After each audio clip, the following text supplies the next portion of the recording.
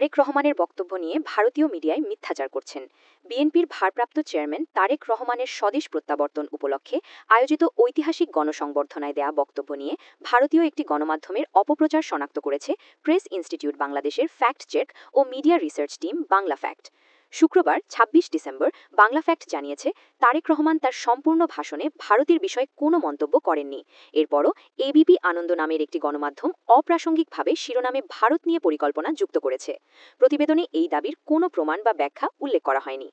বাংলা ফ্যাক্টের অনুসন্ধান টিম জানিয়েছে, ভারতের গণমাধ্যম এবিপি আনন্দ তারেক রহমানের বক্তব্যে আই হ্যাভ আ প্ল্যান অংশটুকুই ব্যবহার করে বিভ্রান্তিকর শিরোনাম তৈরি করেছে। তারেক রহমানের ভাষণে ভারতকে নিয়ে কোনো পরিকল্পনার কথা ছিল না, তবে বক্তব্যের একটি অংশ বিকৃতভাবে তুলে ধরে বিভ্রান্তিকর শিরোনামে সংবাদ প্রকাশ করা হয়েছে।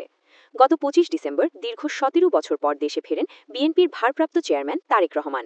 দেশে ফিরে রাজধানীর পূর্বাচলের ৩০০ ফিট এলাকায় আয়োজিত সংবর্ধনা অনুষ্ঠানে তিনি ভবিষ্যৎ বাংলাদেশ গড়তে নিজের একটি পরিকল্পনার কথা উল্লেখ করেন। পরিকল্পনাটি বিস্তারিতভাবে তুলে ধরেননি, তবে বাস্তবায়নের জন্য দেশের সব স্তরের মানুষের সহযোগিতা চান।